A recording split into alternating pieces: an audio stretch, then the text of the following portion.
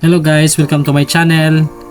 For today's video, we will review this 2024 Mitsubishi Triton 2.4 GLX 4x2 automatic transmission.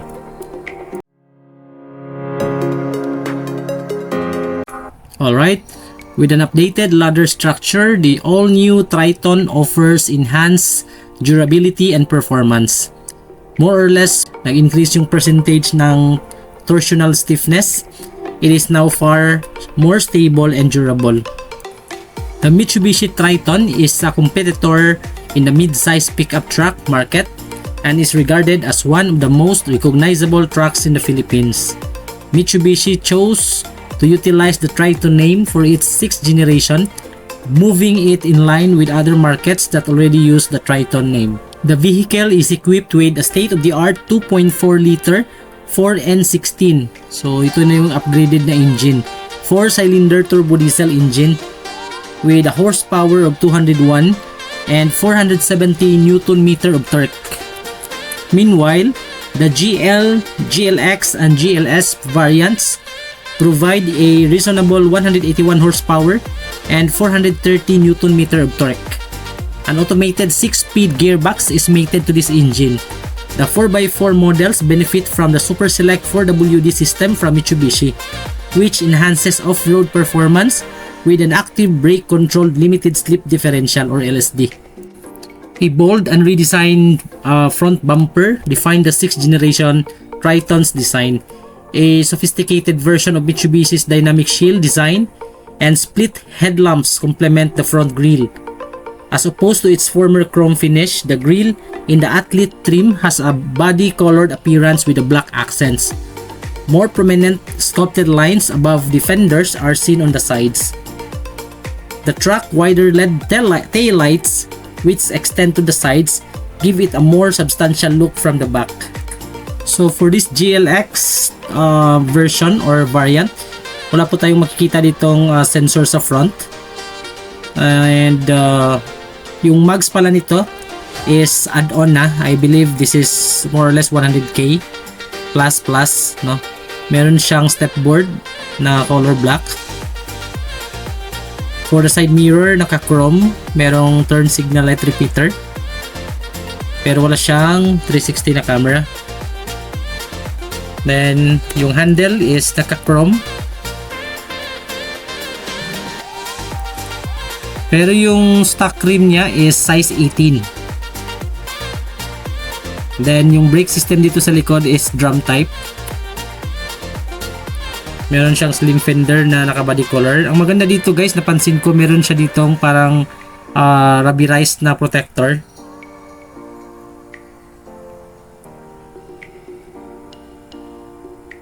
And for this new Triton, we have observed it has a wider LED tail lights which extend to the sides, which will give a more substantial look. So we have here the Triton emblem and of course the Mitsubishi emblem together with the rear camera, may chrome accent dito sa handle and the third brake light.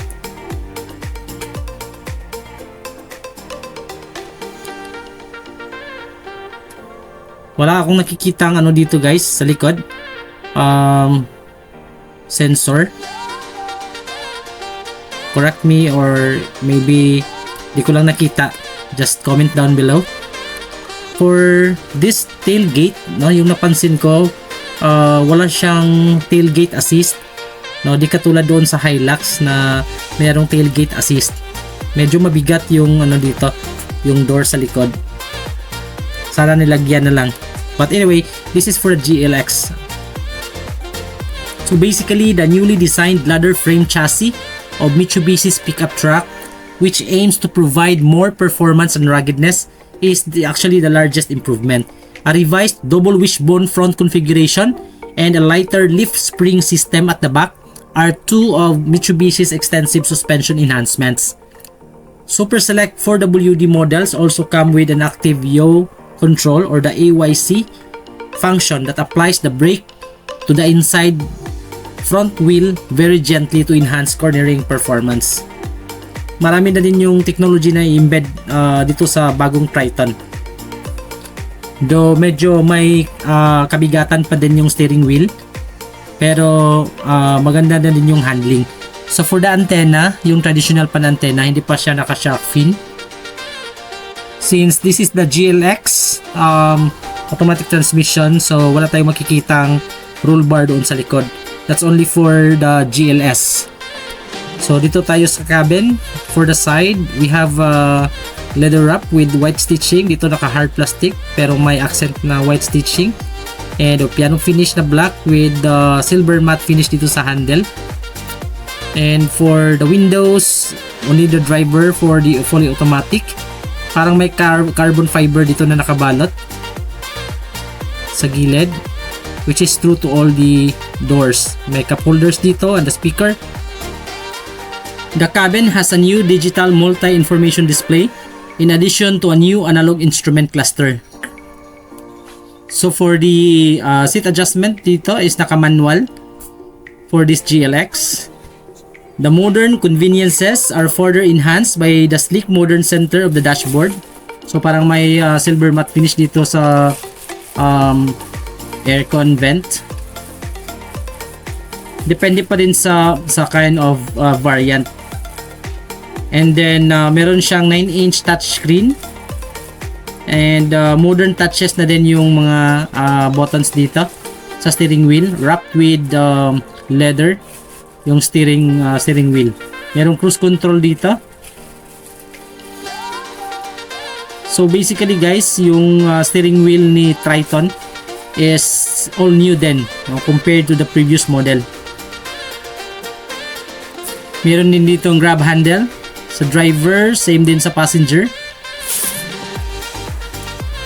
Yung center mirror, lagayan ng sunglasses. And then yung switch ng lights dito, naka-halogen yung lights for this GLX.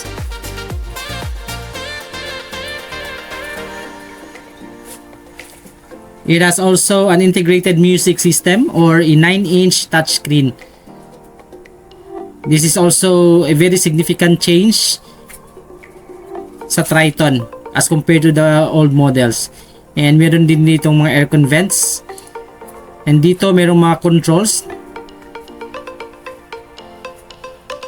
You have there yung toggle ng lightness. Then meron ditong camera. We also have the menu, the audio. So yung aircon vents. So basically sa dashboard, meron ditong piano finish na accent. Meron din ditong mga buttons din. So for the aircon and other modes. So we have here the socket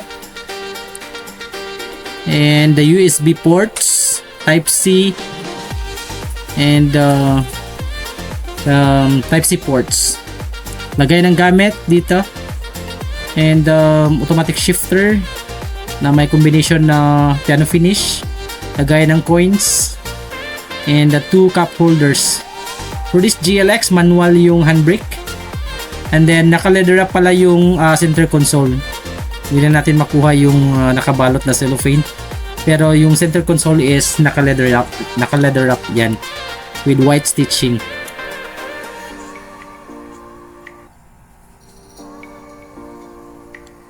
Malaki din yung ano guys, yung lagayan ng gamit dito sa center console. Dito, meron ding lagayan ng gamit. Tapos yung cover actually is a soft touch. Dito din. Actually yung yung dashboard is a combination of soft touch and hard plastic. So parang makikita ko yung design dito sa Triton, yung old model ng Ford, no? So for me lang ha, that's my own perspective.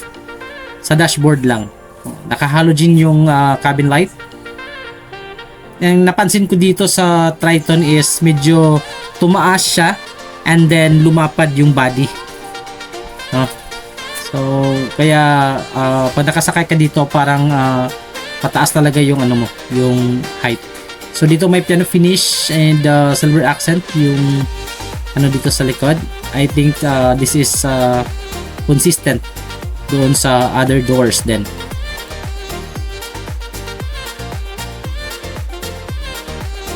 Alright, so pasok tayo dito sa likod. So for the dashboard perspective, medyo nagustuhan ko din yung design ng dashboard, very futuristic. And napansin ko lang yung design talaga ng infotainment is, I believe yun yung future design or yung current design na ngayon, no?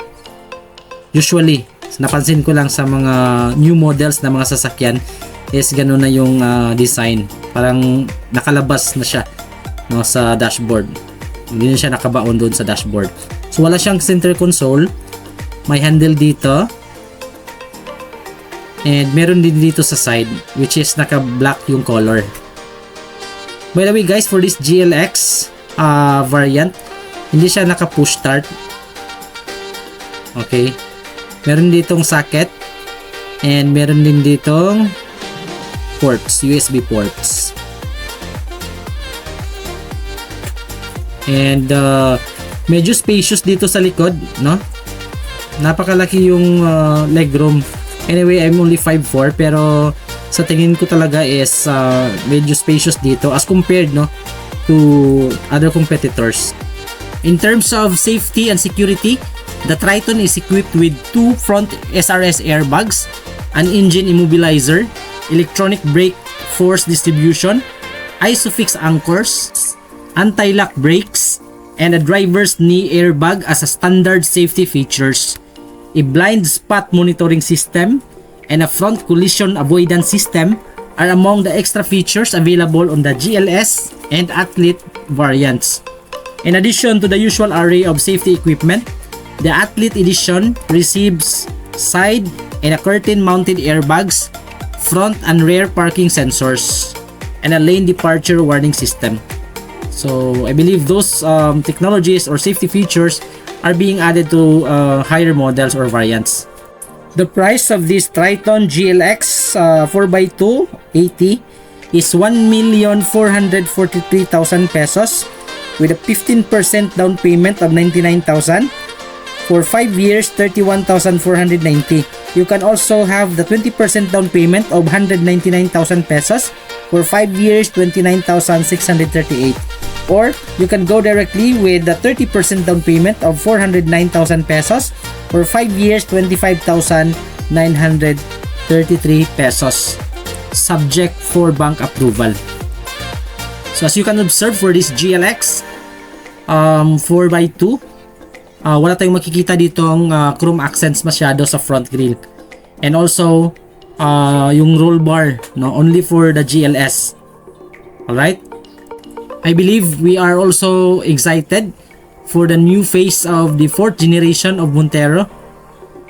Kasi lumabas na yung new look ni Triton or ni Strada, which is the former name.